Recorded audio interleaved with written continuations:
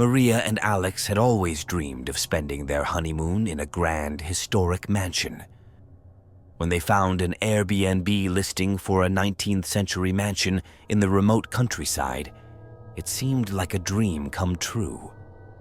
The pictures showed elegant rooms with antique furniture, lush gardens, and even a private lake.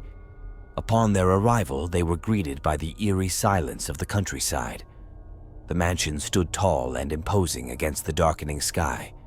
The host, an elderly man named Mr. Graves, handed them the keys with a warning. "Stay out of the basement. It's not safe." Ignoring the ominous warning, Maria and Alex settled in. The mansion was even more impressive in person.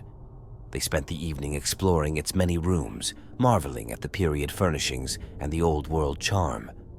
They noticed a few strange details, like old family portraits with faces that seemed to follow them and cold spots that made the hairs on their necks stand on end. That night, Maria had a strange dream.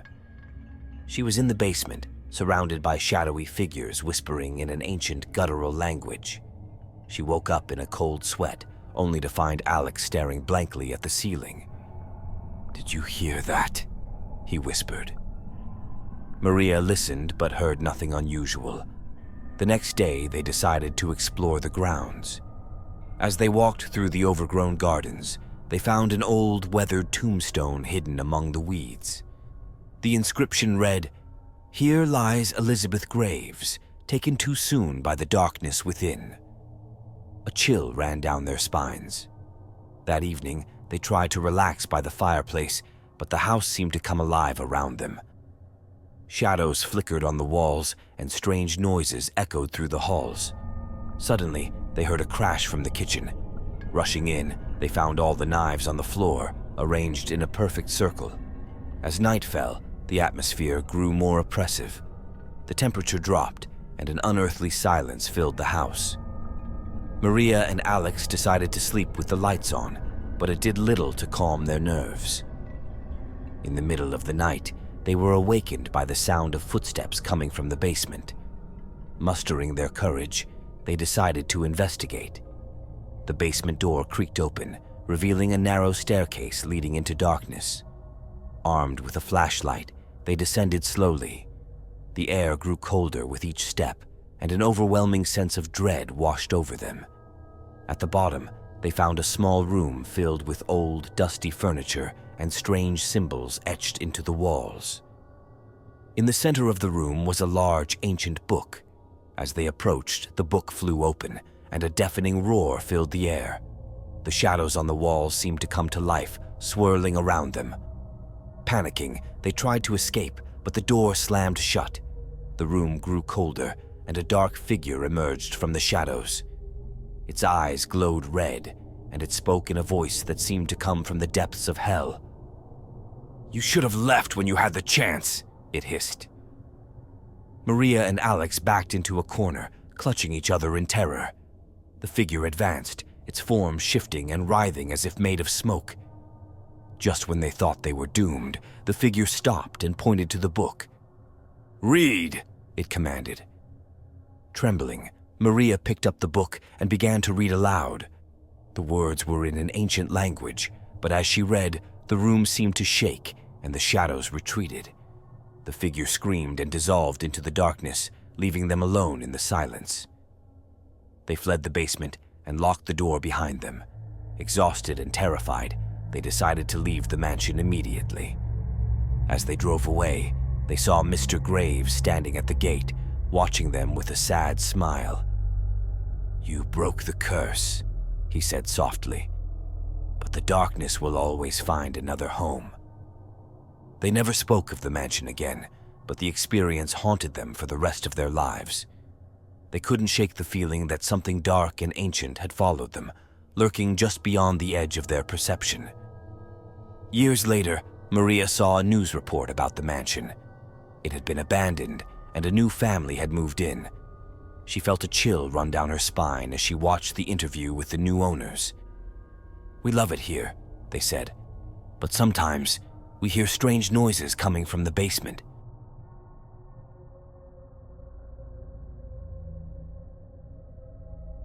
Sarah and her friends had been planning their weekend getaway for months. They found a charming cottage on Airbnb, nestled in the heart of a dense forest. It seemed perfect for a relaxing escape from the hustle and bustle of city life. The cottage was quaint and cozy, with a rustic charm that made them feel at home instantly. The host, a middle-aged woman named Mrs. Thorne, welcomed them warmly but with a strange look in her eyes. "Enjoy your stay," she said, "but be careful of the woods at night." Ignoring the cryptic warning, Sarah and her friends spent the first day exploring the cottage and the surrounding forest. They found an old well hidden among the trees and joked about it being haunted.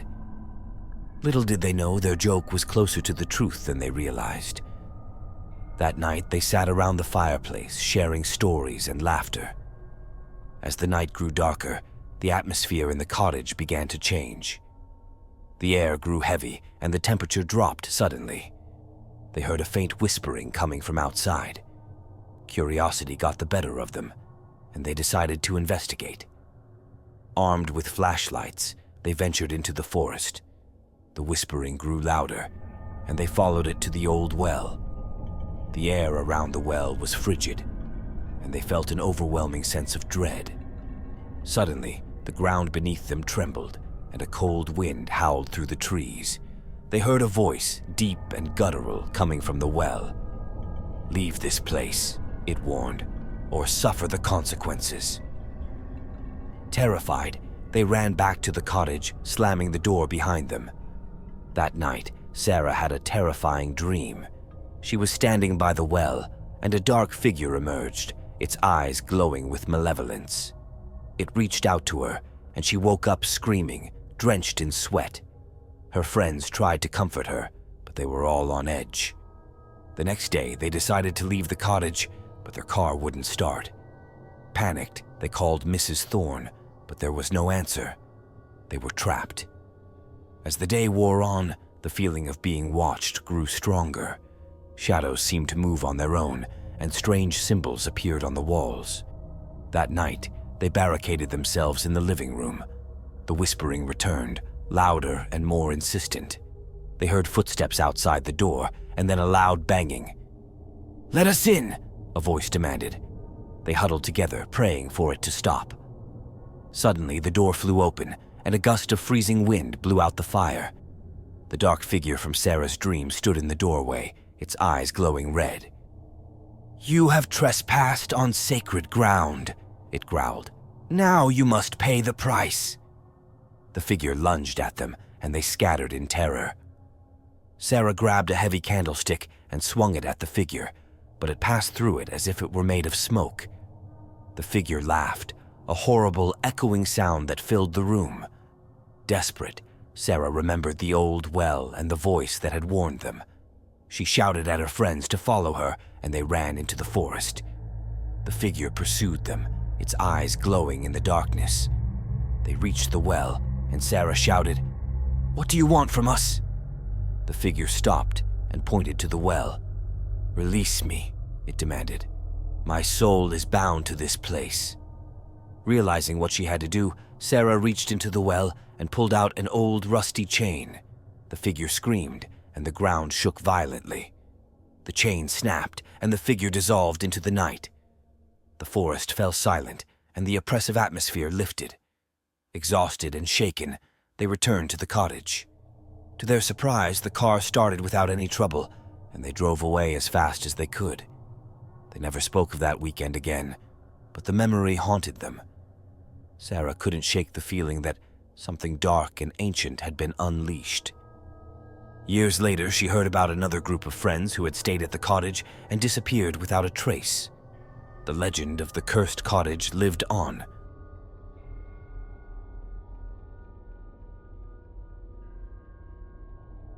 Jason and Emily were excited to spend their anniversary in a chic loft they found on Airbnb. Located in the heart of the city, it boasted modern amenities and stunning views. The host, a young woman named Lydia, was friendly but seemed a bit nervous. As she handed them the keys, Lydia hesitated. "There's something you should know," she said. This building has a history. Some say it's haunted, but it's just old stories." Jason and Emily laughed it off and assured her they didn't believe in ghosts. The loft was everything they had hoped for, with sleek furniture and floor-to-ceiling windows. They spent the day exploring the city and returned to the loft late in the evening. As they settled in, they noticed a chill in the air despite the warm weather. That night, Emily woke up to the sound of whispering. She turned on the light but saw nothing unusual. Jason was fast asleep, so she brushed it off as her imagination and went back to sleep. The next morning, she mentioned it to Jason, who laughed it off. The following night, the whispering returned, louder and more insistent. Emily tried to ignore it, but it grew louder until it seemed to fill the room. She shook Jason awake, and he heard it too. "Maybe it's just the neighbors," he suggested, though he didn't sound convinced. Determined to get to the bottom of it, they decided to explore the building. The hallways were dimly lit, and the old wooden floors creaked under their feet. They found a door marked basement and decided to investigate. The door was unlocked, and they descended into darkness. The basement was cold and musty, filled with old furniture and boxes. They found an old mirror leaning against the wall, covered in dust. As they wiped it clean, they saw something move in the reflection. A dark figure stood behind them, its eyes glowing red. They spun around, but the figure was gone. Terrified, they ran back to the loft and locked the door. That night, the whispering was replaced by loud banging on the walls. They could hear footsteps pacing back and forth outside their door. Jason decided to call Lydia and demand answers. She reluctantly confessed that the building had a dark past. It was once a hotel, and there were rumors of a man who had gone mad and murdered several guests before taking his own life. His spirit was said to haunt the place. Lydia offered to refund their money and suggested they leave immediately, but it was too late. The banging grew louder and the lights flickered. The temperature dropped and they could see their breath in the air. "We need to get out of here," Jason said urgently. They grabbed their belongings and ran for the door, but it wouldn't budge. The loft seemed to be holding them captive. The whispers returned, louder than ever, and they could feel a dark presence closing in on them. "What do you want from us?" Emily shouted. The air grew thick with an oppressive energy, and the dark figure appeared again, this time in the corner of the room. "You cannot leave," it hissed. "This is my domain." It advanced on them, and they felt an icy chill as it passed through them. Desperate, Jason remembered the old mirror in the basement. He believed it might be the key to their escape. He grabbed Emily's hand and they ran back down to the basement. The figure followed, its malevolent presence growing stronger. They reached the mirror and stared into it. The figure appeared behind them, its eyes burning with anger. "Release me!" it demanded. "Free my soul!" Jason realized they had to break the mirror to release the spirit. He grabbed a piece of broken furniture and smashed the mirror. The figure screamed, and a burst of cold air knocked them off their feet. The loft shook violently, and then everything went still. The oppressive atmosphere lifted, and the door to the loft unlocked. They fled the building and never looked back. To this day, they are haunted by the memory of the dark figure and the whispers that filled the air. They never stayed in an Airbnb again,